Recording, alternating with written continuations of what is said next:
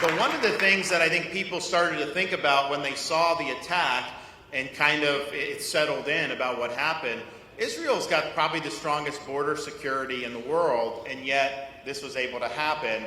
What is going to happen with our country with an open border? I mean, do you not think our enemies have wanted to utilize that over the last 2.5 years? Of course they have. We know people from Iran have come in, and China, and Russia, and the Middle East.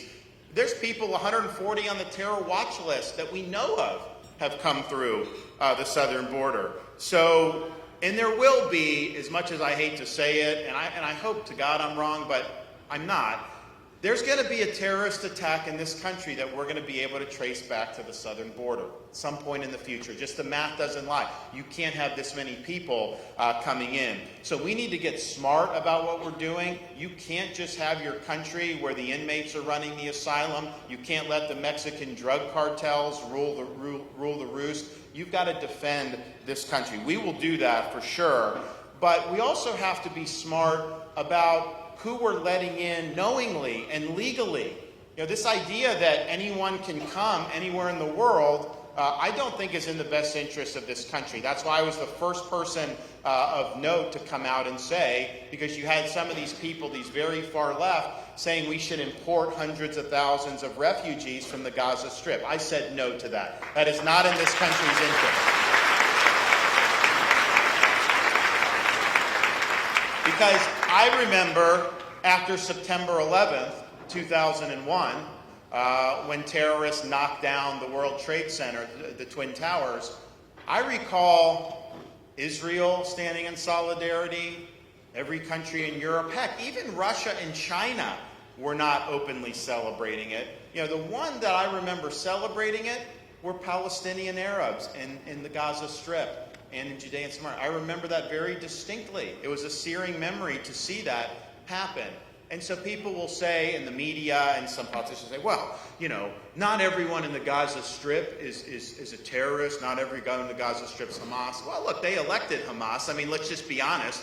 They were cheering in the street after October 11th attack. They were very supportive of that. But the question about who you're importing into the country, the threshold just can't be, are you a terrorist or not?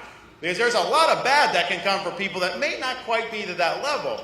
And what I pointed out here is what they've done. And people will say that Israel is occupying Gaza. They pulled out of Gaza in 2005. They forcibly uprooted their own Israeli citizens and removed them. It was a very traumatic thing. So the people of Gaza had a choice about, okay, you're governing yourself. What do you want to do? Do you want to build an economy, build opportunity? No, they elected Hamas. Money that goes in there, Hamas uses it to finance tunnels and terrorist infrastructure, rockets. That's what's happened. That's the choice that they made. And so you're in a situation where, yes, it's not a question of terrorists or not. Of course you don't let in a terrorist. But they are taught in the Gaza Strip to hate Jews. They are taught to hate Israel. They are taught that Israel should not exist. The textbooks that they use does not even have Israel on the map.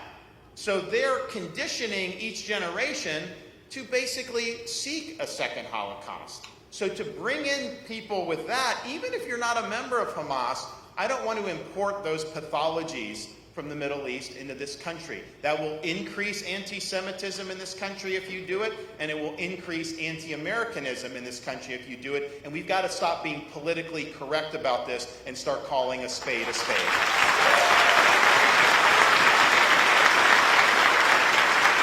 And we definitely don't want to be like Europe.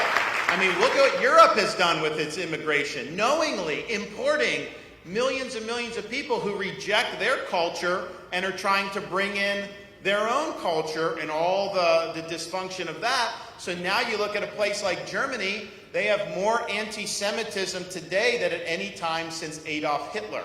And that is anti-Semitism that's largely been imported into their country by really, really stupid politicians. And so we're gonna keep this country safe. We're gonna keep this country secure. But there are elites around the world, and there are elites here who are willing to do very dumb things, and that puts our people at risk. We're not going to